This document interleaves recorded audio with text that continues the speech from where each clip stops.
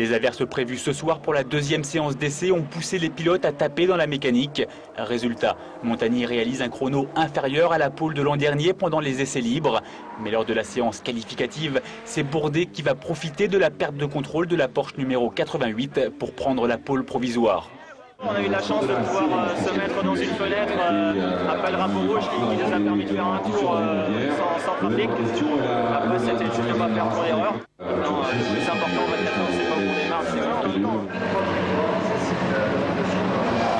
En fin de séance, la marque au Lyon positionne ses 4 protos en tête de classement. Du côté d'Audi, les 3 R15 prennent les 5, 6 et 7e positions. On est encore en train de travailler sur les réglages, on les adapte au circuit. Le Mans est tellement spécial, on n'a jamais testé les réglages ici. Le mercredi, c'est le premier jour, on voit à quoi on doit s'attendre. Je crois que Peugeot veut vraiment faire la pole, c'est bien, mais pour nous, ce n'est pas l'essentiel. Si Peugeot se considère comme l'outsider, l'écurie française a tout de même démontré qu'elle était bien présente pour gagner et a dominé ses essais. Des essais neutralisés par 2 fois. Le drapeau rouge a certainement cassé le rythme de certains teams, tout comme l'état du circuit après les sorties de piste. Si la pluie annoncée se confirmait ce soir, le classement pourrait rester inchangé. Bourdet conserverait alors sa pole, la première pour le Manceau. Rendons-nous maintenant sur le circuit des 24 heures du Mans où nous retrouvons notre consultant Jean-Michel Leroy. Bonsoir. Bonsoir Pierre. Alors Benoît l'évoque dans son reportage, en raison de la pluie qui s'est abattue notamment cet après-midi sur Le Mans, nous avons peut-être déjà la pole position de ce samedi. Quelle va être selon vous l'attitude des favoris ce soir, Jean-Michel? En fait, il y a 2 solutions. Les 4 Peugeot sont en tête. La pluie est tombée très fortement tout à l'heure, mais il y a en ce moment des essais des Porsche.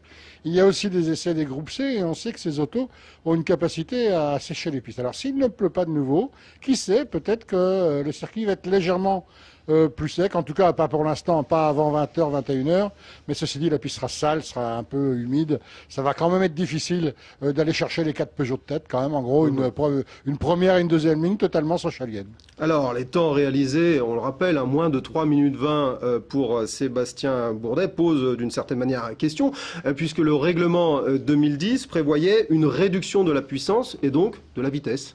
Eh oui, mais les ingénieurs ont beaucoup travaillé cet hiver. Ils ont travaillé en aéro, ils ont travaillé aussi surtout sur les moteurs. Vous savez que les brides ont été réduites. Elles sont passées à 33 mm. Ils ont 2 brides en général sur les turbos. 2 brides de 33 mm. Ceci dit, là on assiste vraiment à l'évolution totale du diesel. Ça veut dire que pendant quelques temps quand même, les 2 marques, qu'elles soient Peugeot ou Audi, ont quand même joué un peu au chat et à la souris avec les législateurs de la CO.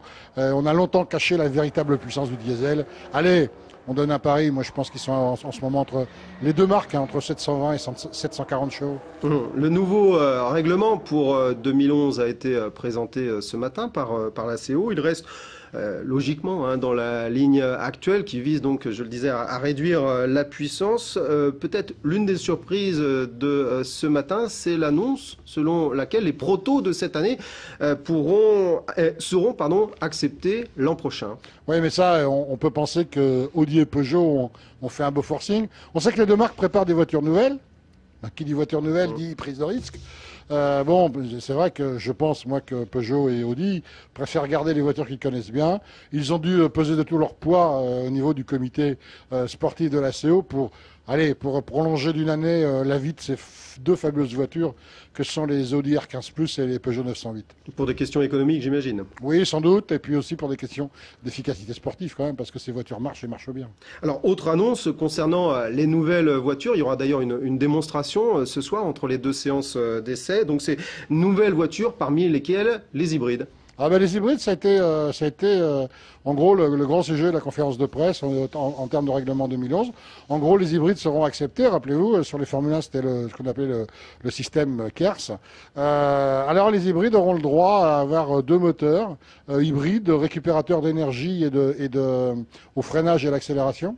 L'essieu est libre. Alors bon, grand 1, c'est le retour aux 4 roues motrices parce que imaginez, on aura des moteurs traditionnels, une motricité traditionnelle sur l'arrière et puis 2 deux espèces de petits moteurs ou autre chose, mais en gros, une petite possibilité de traction devant. C'est intéressant. Porsche a travaillé un système, Toyota aussi. Porsche a été en tête des 24 heures de Nürburgring et il s'en est fallu très très peu pour que la 911 GTR hybride ne l'emporte.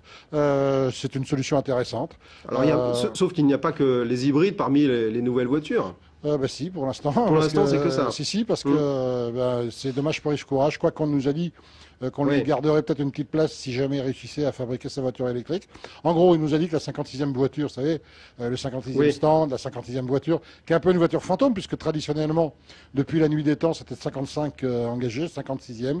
Ça serait forcément réservé à une voiture avec une technologie nouvelle et une technologie de demain. Ouais, qui pourrait être celle donc que Yves Courage a présentée la semaine dernière. Par exemple, mais aussi une voiture mue par l'hydrogène.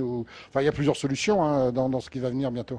Alors, parmi les autres annonces de cette conférence de presse, on évoquera rapidement la LMP2 qui sera dite low cost, c'est-à-dire à bas coût. Vous aviez déjà évoqué les raisons économiques pour la LMP1 et surtout, ceci dit, c'était annoncé que les deux catégories GT seront fusionnées. Pourquoi? Pour créer une sorte de super GT2, c'est ça? Oui, ils appellent ça GT Endurance. En gros, il y a un gros problème en ce moment entre la FIA et Le Mans.